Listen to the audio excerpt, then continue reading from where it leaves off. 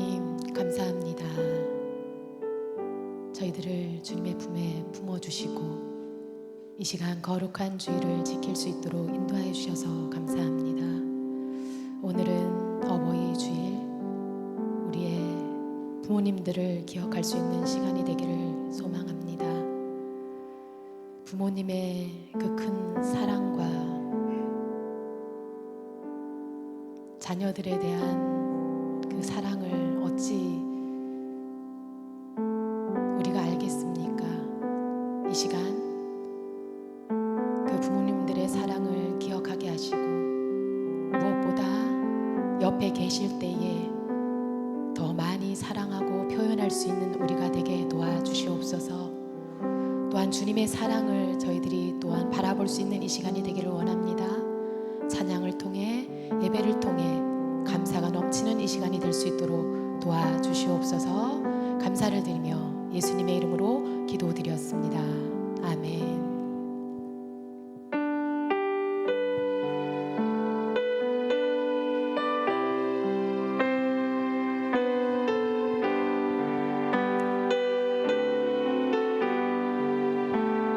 나의 영원하신 기억 생명보다 귀하다.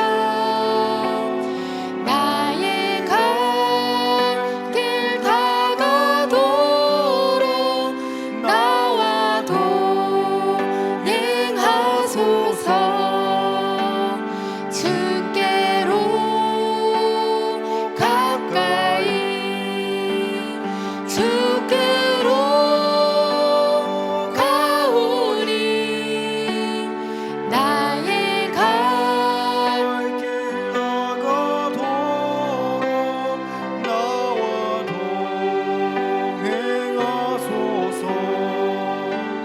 세상 북이 아니함과 모든 명예 버리고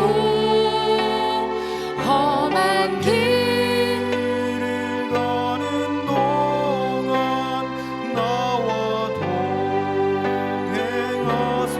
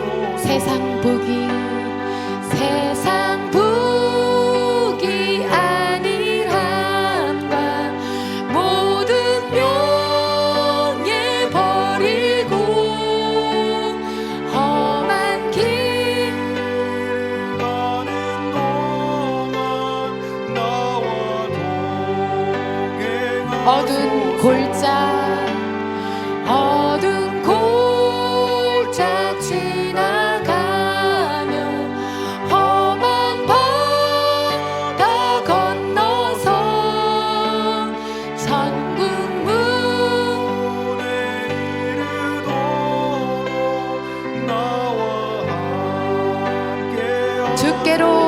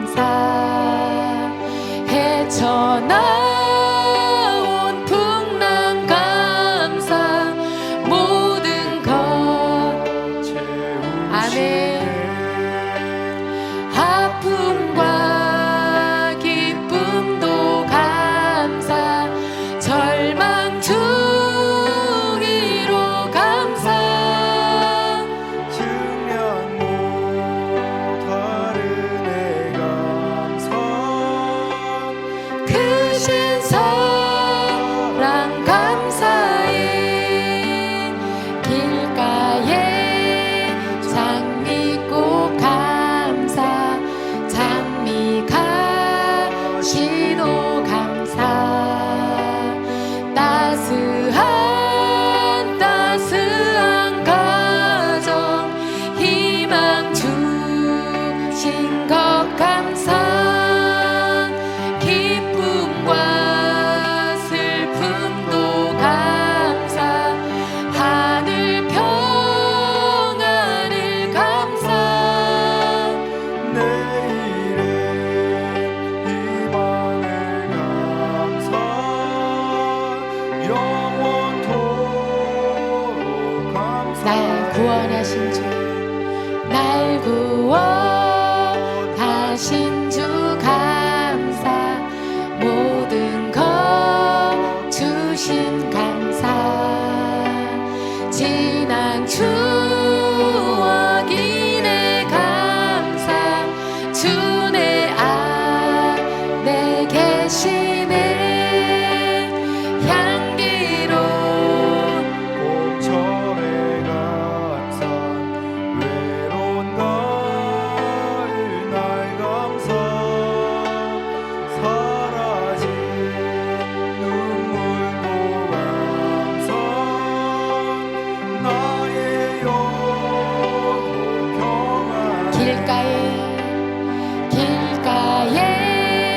장미꽃 감사. 장미가 시도 감사. 따스한 가정 희망 주신 것 감사. 기쁨과 슬픔도 감사. 하늘 평안을 감사. 내일의 희망을 감사. 영원토록 우리 마지막으로 2절 고백합시다. 응답하신 기도 감사. 거절하신 것 헤쳐나온 풍랑. 전하온 풍랑 감사. 모든 것 채우시네. 아멘. 아픔과 기쁨도 감사. 절망 중이로 감사. 증량 못하는 내 감사. 크신 사랑 감사해. 아멘. 우리 박수 치면서 힘차게 찬양합시다.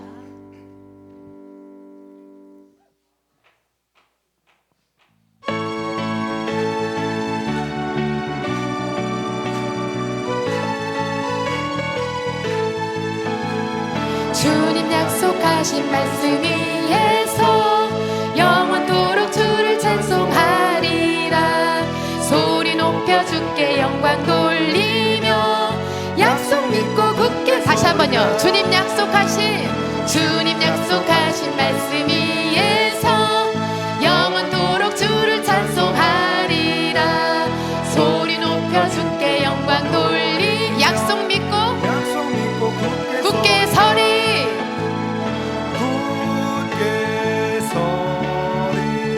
영원하신 말씀 위에 굳게 서리.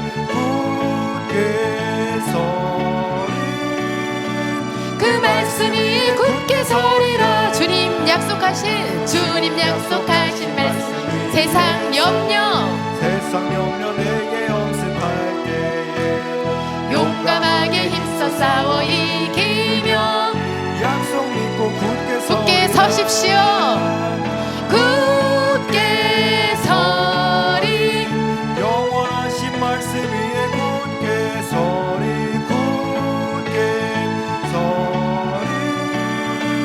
그 말씀 위에 굳게 서리라.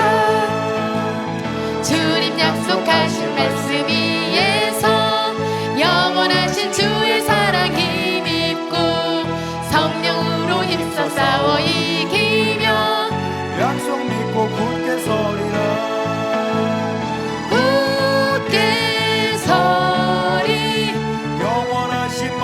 위에 굳게 서리 굳게 서리 그 말씀 위에 굳게 서리라 주님 약속하신 말씀 위에서 성령 인도하는 대로 행하며 주의 품에 항상 안식 얻으며 약속 믿고 굳게 서리라 굳게 서리 굳게 서리 영원하신 말씀 위에 굳게 서리 굳게 서리 그 말씀 위에 굳게 처음부터 서리라. 다시 고백합시다.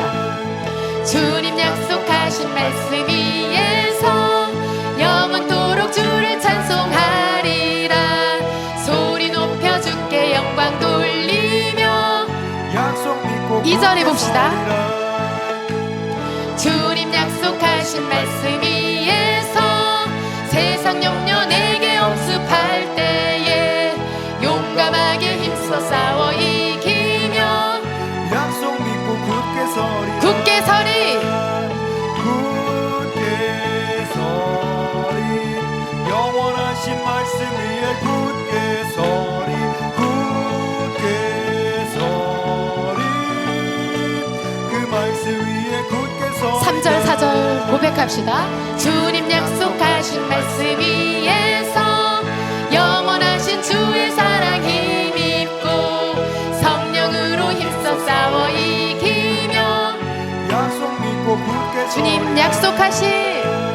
주님 약속하신 말씀 위에서 성령 인도하는 대로 행하며 주의 품에 항상 안식 얻으며 약속 믿고 굳게 서리 굳게 서리 굳게 서리 영원하신 말씀 위에 굳게 서리 굳게 서리 그 말씀 위에 우리 마지막으로 굳게 서리 굳게 서리 영원하신 말씀 위에 굳게 서리 굳게 서리 그 말씀 위에 굳게 서리라. 아멘.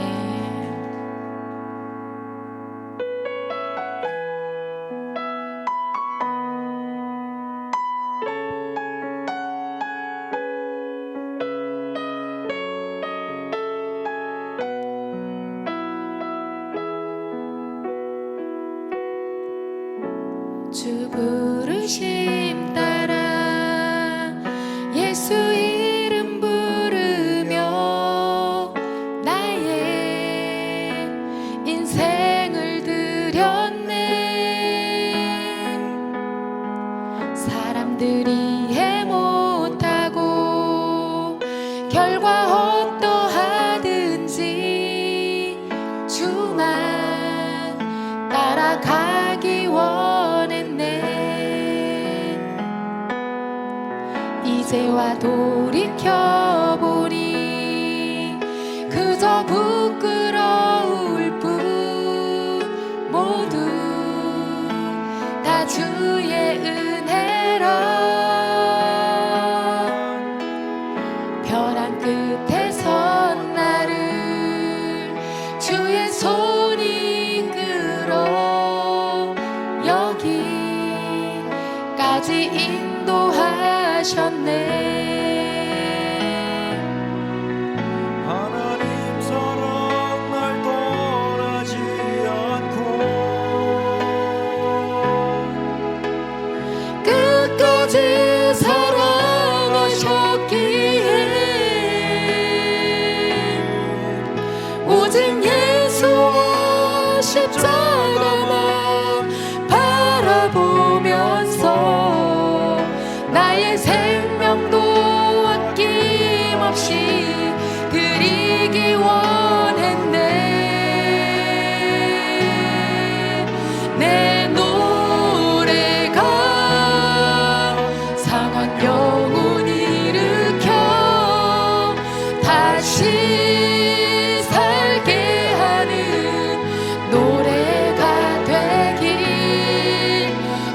배울 때 착한 일꾼이라 칭찬받기 나와 주 부르심 따라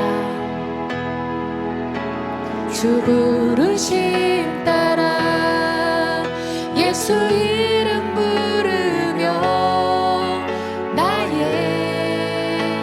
인생을 드렸네. 사람들이 해 못하고 결과 어떠하는지 주만 따라가기 원했네. 이제와 돌이켜보니 그저 부끄러울 뿐 모두 다 주의 은혜라. 벼랑 끝에서 나를 주의 손이 이끌어 여기까지 인도하셨네. 하나님 사랑 날 떠나지 않고 끝까지 사랑하셨기에 오직 예수와 십자가만 바라보면서 나의 생명도 아낌없이 드리기 원했네. 내 노래가 상한 영혼 일으켜 다시 살게 하는 노래가 되길. 주 배울 때 착한 일꾼이라 칭찬받기. 우리 마지막으로 내 노래가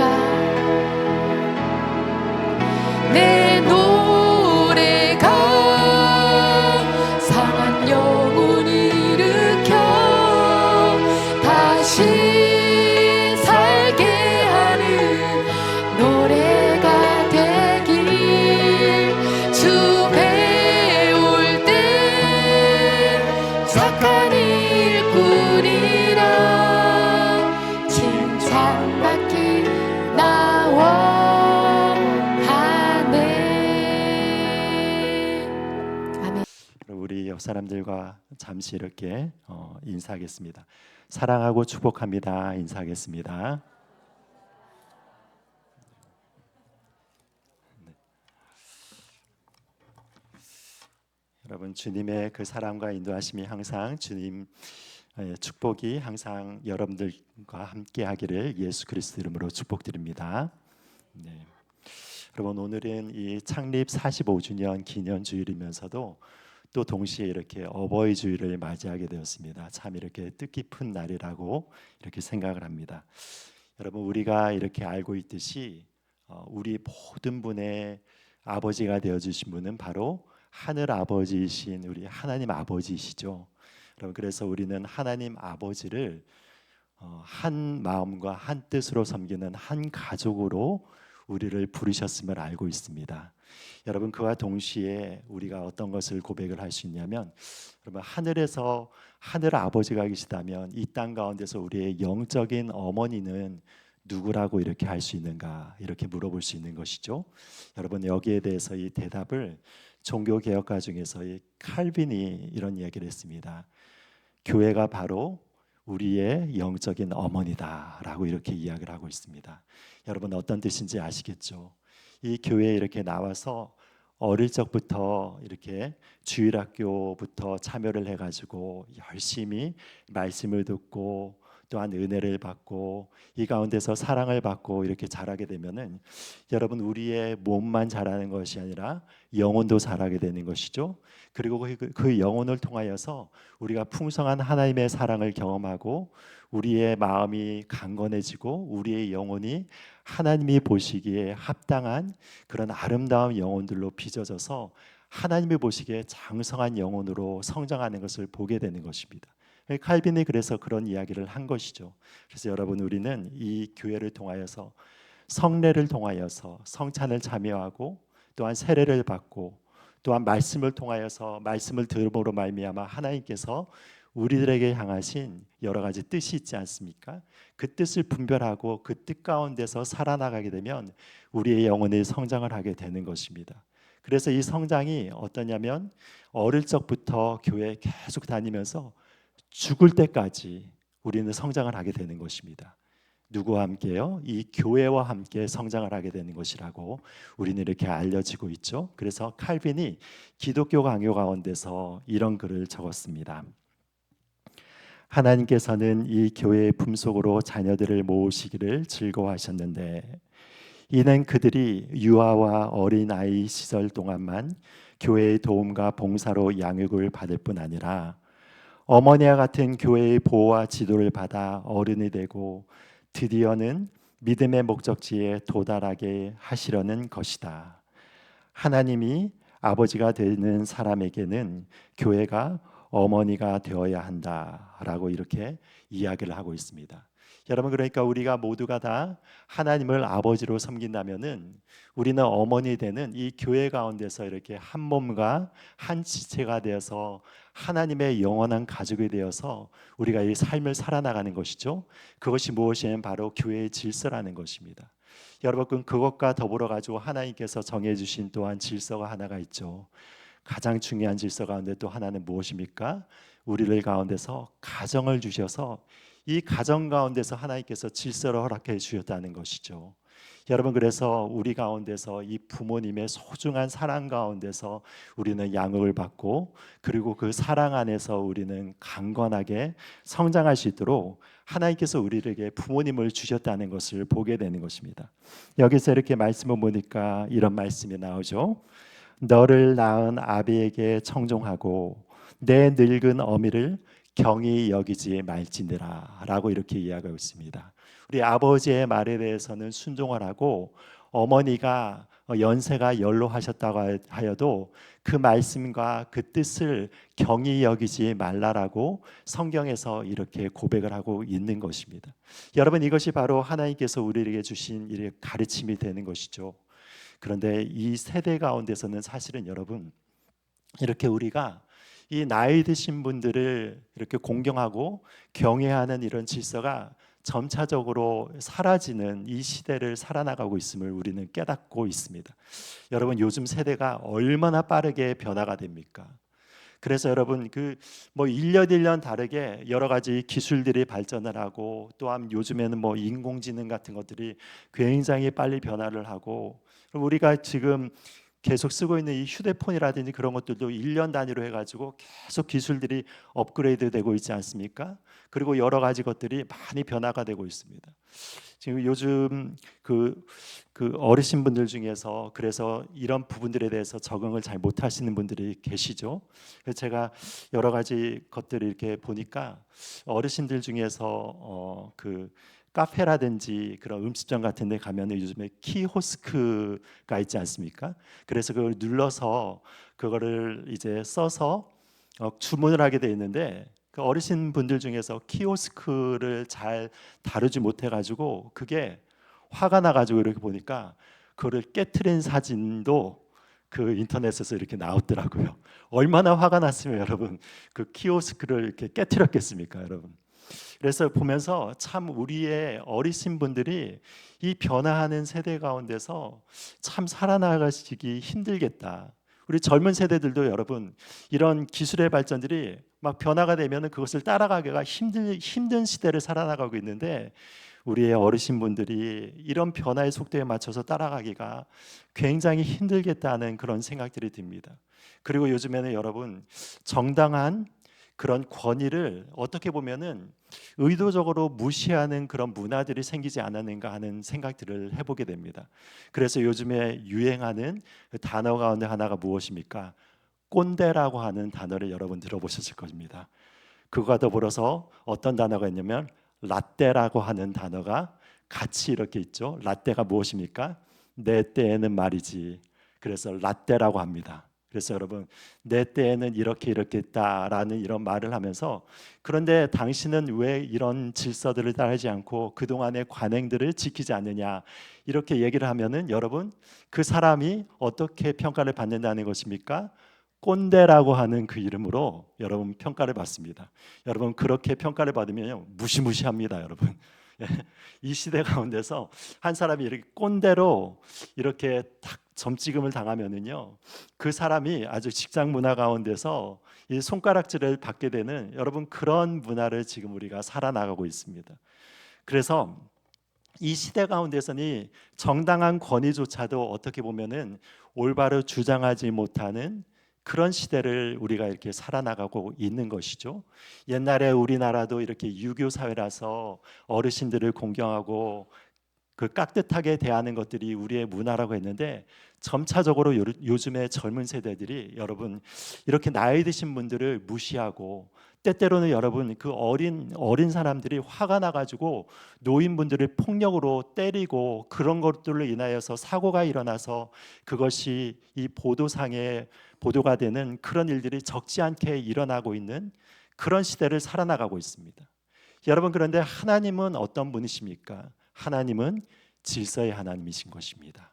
하나님께서 우리들에게 권위를 허락하여 주신 것은 그 권위를 통하여서 하나님의 올바른 사랑을 표현하는 것이고, 하나님께서 그 권위를 통하여서 질서를 세워주시고, 그 질서를 잘 지키고 나가면 여러분, 이 사회가 어떻게 되는 것입니까? 안정적이 되는 것이고, 그것을 통하여서 온전한 사랑의 문화가 꽃피우는 것이고, 그것을 통해서 우리가 서로 지혜롭게 서로 그 질서 가운데서 우리가 한 마음과 한 뜻이 되어서 나갈 수 있도록 하나님께서 이 땅 가운데서 그런 질서를 부여해 주셨다는 것입니다. 거기에 가장 기본이 되는 질서가 무엇입니까? 부모와 자녀 간의 관계의 질서인 것이죠. 여러분, 그래서 하나님께서 원하시는 것은 무엇이겠습니까? 우리의 가정이 작은 천국이 되는 것입니다. 우리의 가정 안에서 하나님의 사랑이 부모님으로부터 이 자녀들에게 이렇게 흘러나오는 것이고, 자녀들은 또한 부모들을 향하여서 올바른 공경과 예절을 통하여서 그 사랑을 돌려보낼 때에 그 안에서 하나님께서 허락하여 주신 아름다운 질서가, 그리고 그 사랑이 가정 가운데서 이렇게 싹트게 되는 것이죠. 여러분, 그걸 통해서 우리가 기쁨을 얻게 되고, 이 험난한 세상 가운데서, 그리고 이 어둡고 어떻게 보면은 외로운 세상 가운데서 우리가 가족으로서 하나가 되어서 기쁨을 누릴 수 있도록 하나님께서 이 가정의 원리를 허락해 주셨다는 것입니다. 여러분, 그런데 반대로 사단은 어떤 역할을 하는 것입니까? 이런 정당한 질서를 깨트리며 나가는 것을 사단이 원하는 것이죠.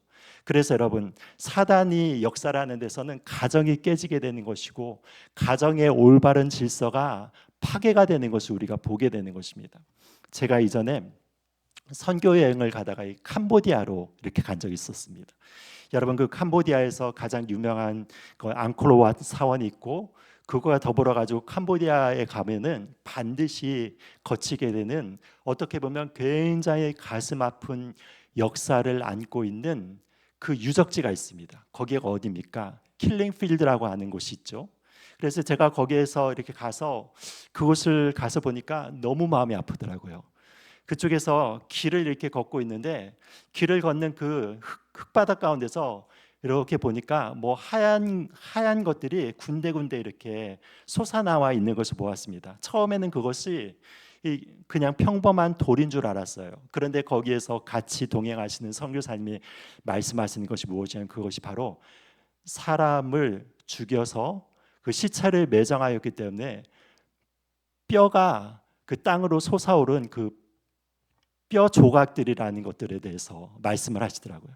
그러니까 여러분, 그 작은 지역 가운데서 얼마나 사람들을 많이 죽어서 매장해 놨는지, 길을 걸어 나갈 때마다 그런 뼈 자국들이 그 한 걸음 한 걸음 걸어 나갈 때마다 다 보이는 것이죠. 그리고 그 곳의 중앙 가운데서는 거기에서 죽인 사람들의 해골을 모아놔 가지고 탑처럼 쌓아 올린 그런 곳을 보았습니다. 그것과 더불어 가지고 그 악명 높은 그 폴포트 그 정권 가운데서 많은 사람들이 희생을 당하지 않았습니까? 100만이 넘는 사람들이 이렇게 희생을 당했는데 거기에서 가장 악명 높은 그 수용소였던 뚫슬랭이라고 하는 그때 당시에 학교로 쓰였지만 그것을 수용소로 변하게 하여서 거기에서 많은 사람을 죽인 그 악명 높은 곳을 방문을 하게 되었습니다. 거기에서 참 마음이 너무나 아프더라고요. 거기에서 무엇을 전시해 놓았는가 하면은 그 사람들을 그곳에서 많이 죽였는데 죽기 전에 이 사람을 사진을 찍는 거예요. 사진을 찍은 다음에 그 사람을 죽기 전에 이 사람의 어떤 이름 같은 걸 쓰고 그리고 거기에다 벽에다 그 사진을 쫙 전시를 해 놓았습니다. 근데 거기에서 보니까 그 어떤 표말 하나를 들고 자기 사진을 이렇게 찍는데 모두가 다 어떤 표정을 짓고 있냐면 막 너무 슬픔에 잠기고 울먹울먹한 그런 표정으로 그 사진을 그렇게 찍은 거예요. 왜 그렇겠습니까? 그 사진을 찍고 나면 무슨 일이 기다리고 있는 것입니까? 이 폴포트 정권에서 사진을 찍고 나서 이 사람들을 차례대로 살해하고 죽이는 것이죠. 그러니까 여러분 그 사진을 찍히는 그날 그 조금 지나고 나면은 이제 그 사람들이 형장의 이슬로 사라지는 것입니다. 그걸 알기 때문에 여러분 그 사진을 찍히는 사람들의 마음이 얼마나 무너지고 슬프겠습니까? 그 슬픈 얼굴들이 가득히 담겨져 있는 그 사진들이 빽빽이 전시되어 있는 것을 보았습니다. 마음이 너무 아팠습니다. 여러분 그런데 이 폴포트 정권에서 또한 한 것이 무엇인가 하면은 여러분 부모님과 아이들을 분리시키는 일을 하였습니다.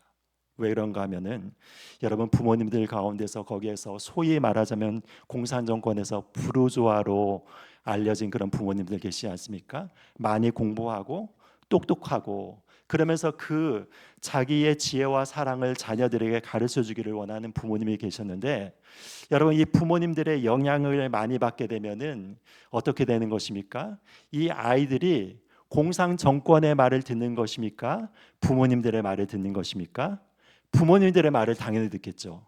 여러분 그러니까 이 폴포트 정권에서 의도적으로 무엇이냐면 그 부모님 세대와 아이들 세대 사이에 끼어가지고 이 부모들이 이 부르주아적인 생각을 가지고 있으면서 이곳 가운데서 나쁜 사상을 전파하고 너희들에게 나쁜 것들을 교육하고 있는 아주 악질적인 그런 사람들이라고 그 아이들을 어렸을 적부터 계속 세뇌 교육을 시킨 것입니다. 여러분 그리고 나서 그럴 때 어떤 일들이 일어나는가 하면 이 자기의 자녀들이 이 부모를 고발하기도 하고 때때로 이 자녀들이 부모를 죽이기도 하고 여러분 이런 끔찍한 일들이 이 폴포트 정권 가운데서 일어났던 것을 보게 됩니다. 여러분 이것이 다 어떤 역할입니까? 이 사단의 역할인 것이죠. 사단은 어떠냐면 하나님께서 허락하여 주신 이 가정의 질서를 깨트림으로 인하여서 하나님의 뜻 가운데서 온전히 가정이 세워지는 것을 방해하는 것을 보게 되는 것이죠. 여러분 그러므로 말미암아 사단의 역사 가운데서는 항상 이렇게 이 자녀들과 그리고 또한 부모들 사이를 이간질하고 이 질서를 깨트리는 것을 이래 주업으로 삼고 있는 것을 보게 되는 것입니다. 여러분 우리 북한 정권도 이렇게 보게 되지 않습니까? 근데 북한 정권에서도 어떻습니까? 아이들한테 이렇게 이야기를 하면서 너에게 있어서 가장 은혜를 베푸신 분이 누구시냐 하면은 누구라고 얘기를 하는 것입니까? 김정은 수령 동지라고 얘기를 하는 것이죠. 여러분 그렇게 되지 않으면 어떻게 되는 것입니까? 그 가정이 말할 수 없는 핍박을 받게 되는 것이죠.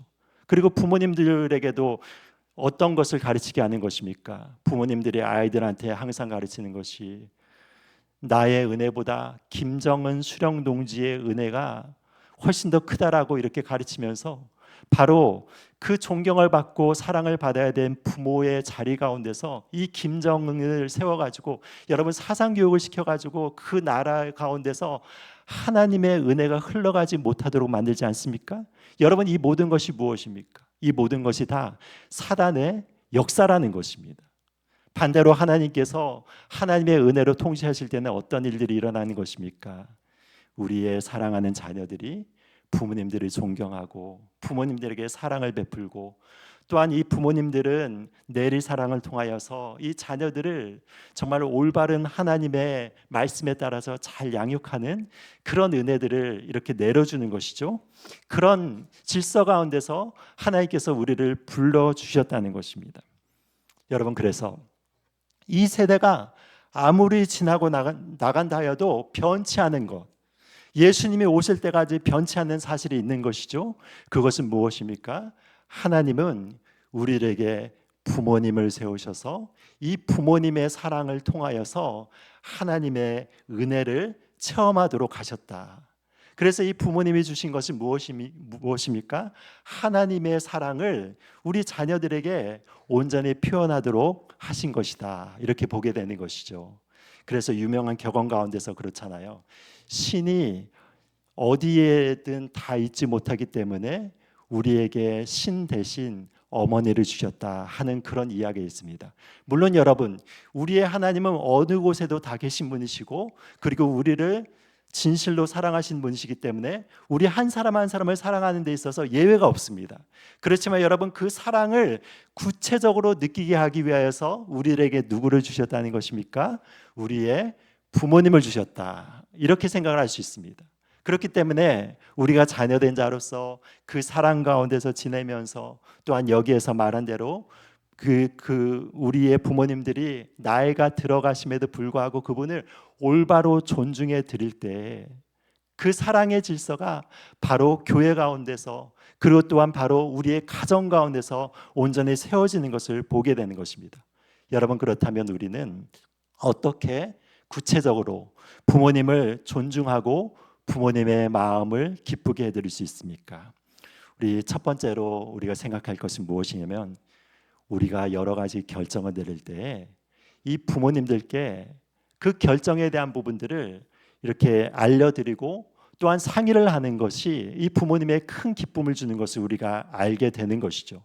그래서 부모님들의 의견을 항상 물어보고, 그리고 그것을 존중해 드리면서 의견을 소중하게 여기는 자녀들이 있을 때 그 부모님들의 마음이 기쁜 것입니다. 여러분, 그렇지 않습니까? 그래도 저도 마찬가지입니다. 제가 이렇게 목회를 해나가고 있고 이렇게 성장해 나가는 과정 가운데서 목회자로서 여러 가지 어려운 일들을 많이 닥치게 되는 것이죠. 그럴 때 저는 저희 아버지께 전화를 걸어서 그 아버지의 의견을 여쭈어 봅니다.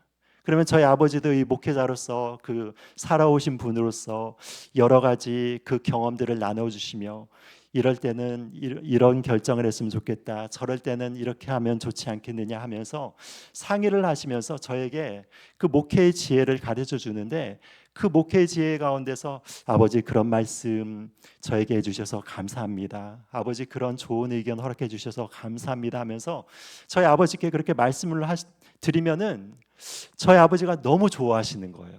그러면서 그 마음 가운데서 기뻐하시는 게 제가 이렇게 느껴질 정도로 너무 좋아하시는 것입니다. 여러분, 그러니까 우리의 자녀들이 그 효도를 하는 방법이 사실은 뭐 이렇게 큰 것이 아니죠. 자기가 어려운 일을 당할 때 그 어려운 일들과, 그리고 또한 중요한 결정을 내릴 때 중요한 결정들을 우리의 부모님들과 그렇게 상의하고 결정을 하면은 여러분, 우리의 부모님들이 너무 기뻐하시는 것을 보게 되는 것이죠. 제가 이전에 그 청년 사역을 오랫동안 하였습니다. 그래서 청년 사역을 하면서 청년들의 상담을 많이 받았었는데, 그 상담 중에서 하나가 무엇이냐면 결혼에 대한 상담을 종종 이렇게 해왔습니다. 그런데 어느 날인가 제가 지도하던 어떤 자매 가운데서 한 자매가 결혼 상담을 저에게 요청하였습니다. 그래서 요청을 하는데 어떤 얘기를 하냐면, 목사님, 제가 드디어 제 결혼할 상대를 만난 것 같아요 하면서 그런 기쁜 마음을 전해 주면서 저에게 이렇게 얘기하면서, 그런데 한 가지 상담할 것이 있어요 라고 이렇게 얘기를 하면서 이야기를 꺼냈습니다. 얘기를 들어보니까 그 이야기가 무엇이냐면, 이 자매가 정말 사랑하는 그 형제가 생겼는데, 이 형제와 결혼하려고 하는데 부모님들이 반대를 하여서 이 결혼을 적극적으로 반대를 한다는 것입니다.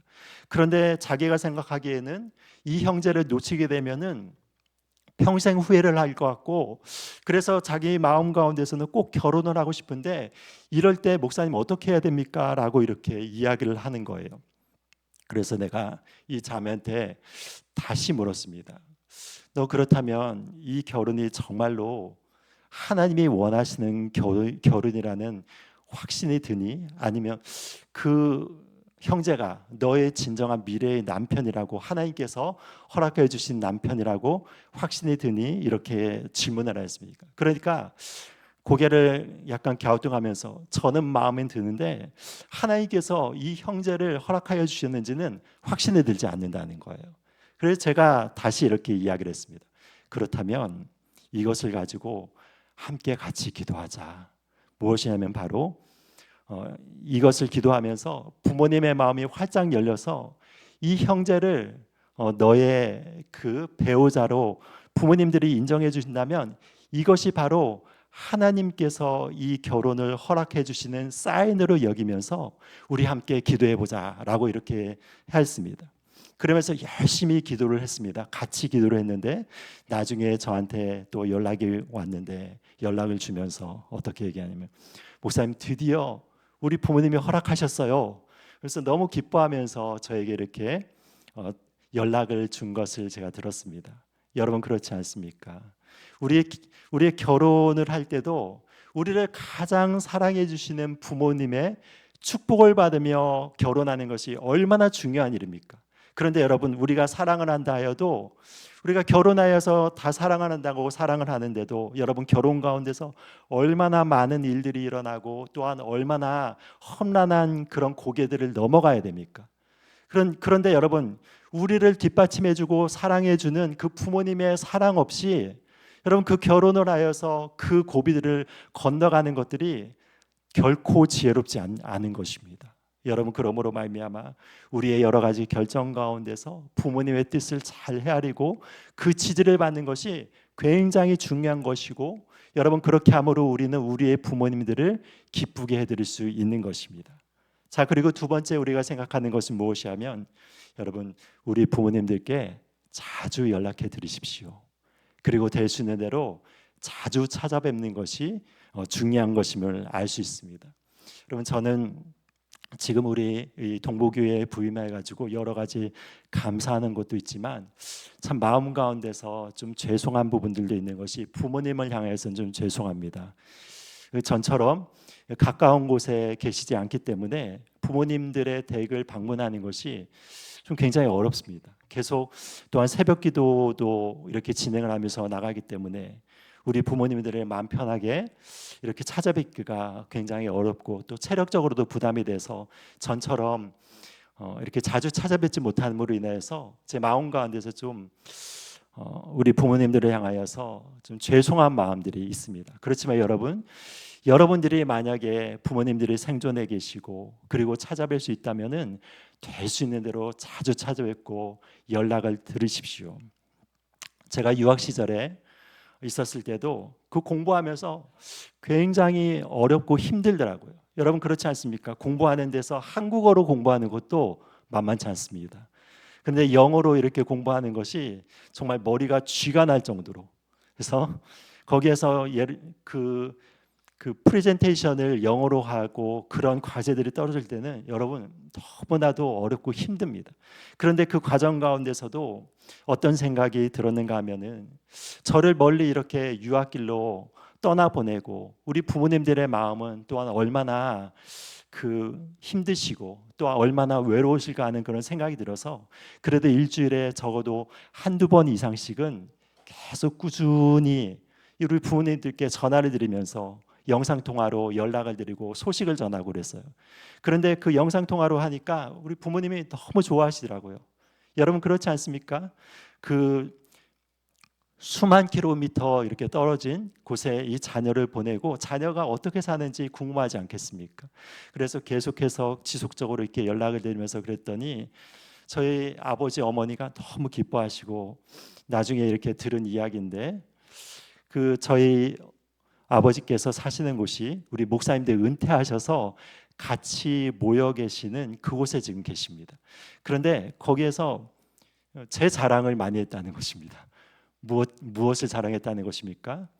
우리 아이가 저 멀리 떨어져 지금 유학을 하고 있는데도 나를 잊지 않고 꼬박꼬박 일주일에 몇 번씩 전화한다고 하면서, 그러면서 그걸 굉장히 좋아하시면서 나머지 목사님들에게 이렇게 자랑하셨다는 그런 얘기를 저희 누나로부터 전해 들었습니다. 여러분, 그러니까 우리가 부모님을 기쁘게 해드리는 것이 여러분 특별한 것이 아닌 것이죠. 자주 문안을 드리고 자주 연락만 해도 우리 부모님들이 너무너무 기뻐하시는 것입니다. 제가 전에 종교개혁 성지순례를 간 적이 있었습니다. 그때도 이제 독일과 스위스와 그리고 그 체코와 노르웨이를 거치는 그런 그 여정을 통하여서 종교개혁자들의 그 숨결을 느끼면서 온 적이 있었는데, 그때 저와 함께 방을 썼던 한 남집사님이 계셨습니다. 근데 이 집사님을 바라보면서 제 마음 가운데서 굉장히 인상 깊었던 것들이 있었어요. 그것이 무엇이냐면, 이 집사님이 항상 아침에 일어나셔서 깨끗이 그 샤워를 하시고 이렇게 쓰신 다음에 자기 신변 정리가 어느 정도 되시면은 항상 전화를 걸어가지고 그 나이가 지긋하신 그 노목에 전화를 항상 올려드리는 거예요. 그러면서 이렇게 하면서 어머니 밤새 동안 평안하셨습니까? 하면서 건강은 어떠십니까? 지금 잘 드시고 계십니까? 그리고 어떻게 지내고 계십니까? 이런 부분들에 대해서 하루도 빠지지 않고 그 여행 일자 가운데서도 항상 연락을 하는 거예요. 아침에 일어나고 나서 샤워를 하고 나서 일과 가운데서 가장 먼저 하는 것이 무엇이냐면 그 남아 계신 어머니께 연락을 하면서 문안 인사를 드리는 것입니다. 그러면 제가 거기에 대해서 굉장히 깊은 인상을 받았습니다. 이런 아들을 둔 어머니는 얼마나 기쁘실까. 이렇게 항상 연락을 하면서 아침마다 전화를 하면서 안부를 묻고, 그리고 지금 건강은 어떠신지, 그리고 지금은 기쁘신지, 이런 것들을 물어보는 그 아들이 있으면은 이 어머니의 마음이 얼마나 기쁠까. 여러분, 그것을 생각하게 됐다는 것이죠. 여러분, 우리들의 부모님들을 기쁘게 해드리는 방법이 여러분 그렇게 이렇게 거창하지 않습니다. 여러분, 해외여행을 맨날 이렇게 보내드리고 어디 좋은 것을 먹여드리고, 여러분 그것도 좋지만 그것보다 더 좋은 것은 무엇입니까? 자주 찾아뵈면서 우리의 부모님들에게 어떻게 지내고 계신지를 잘 관심을 가지고 그것을 이렇게 표현해 드리면은 우리 부모님들이 너무 기뻐하신다는 것이죠. 여러분, 이것이 무엇이면 하나님의 원리인 것입니다. 율법 가운데서도 어떤 것이 있는가 하면은 하나님도 이스라엘 백성들을 향하여서 나에게 찾아와서 너희의 얼굴을 보이라고 그렇게 명령을 하시는 그 말씀이 있습니다. 언제 이 명령을 내리십니까? 바로 이스라엘의 절기 때마다 나를 찾아와서 너희들이 나에게 얼굴을 보이라고 하나님께서 그렇게 말씀을 하신다는 것입니다. 그래서 이스라엘의 가장 큰 3대 절기가 있지 않습니까? 그래서 이 유월절, 그리고 오순절, 초막절 때는 모든 이스라엘 백성들이 하나님의 성전이 있는 곳을 모여서 하나님께 예배하고 그 얼굴을 보이도록 하나님께서 명령을 하신 것이죠. 그런데 여러분 생각해 보십시오. 하나님은 어디에 계신 분이십니까? 모든 곳에 계신 분이시잖아요. 지금도 하나님께서 우리와 함께 계시고 우리가 어디에 있다 할지라도 그 시편의 고백을 통하여서 볼 때는 우리가 음부에 내려갈지라도 거기에 계시고 새벽 날개를 펼쳐서 바다 끝에 거할지라도 하나님께서는 거기에 거하신다라고 이렇게 얘기를 하고 있습니다. 여러분, 그런데 하나님이 왜 이스라엘 백성들을 향해서 너희들이 나에게 1년에 적어도 3차례씩은 성전에 올라와서 나에게 얼굴을 보이라고 그렇게 말씀을 하시는 것입니까? 그 이유는 무엇이냐면 나의 사랑을 기억하라는 것입니다. 내가 너희들에게 베푼 사랑을 기억하라는 것이죠. 유월절을 통하여서 이 희생자들을 통하여서 너희들의 생명을 구원한 나의 사랑을 기억하라. 또한 오순절을 통하여서 그 오순절 날에 그 율법을 허락하여 주신 하나님의 거룩한 말씀을 허락하여 주셔서 너희들에게 생명을 가르쳐 준 나의 사랑을 기억하라. 그리고 장막절 초막절을 통하여서 그 40년 광야 생활 가운데서도 너희들이 입히고 먹이고 만나로서 먹이고 낮에는 구름 기둥으로 밤에는 불 기둥으로 너희들과 함께 광야 생활을 지내면서 모든 위험 가운데서 너희들을 보호하고 사랑하고 지키고 인도한 나의 사랑을 기억하라는 것입니다. 여러분, 그래서 하나님께서 이 모든 것들을 통해서 1년에 3차례씩 나에게 와서 그 사랑을 행위를 표현하라는 것이죠. 그러면서 여러분, 그 이스라엘 백성들이 그때 당시에 교통수단도 만만치 않고 대부분은 어떠하였겠습니까?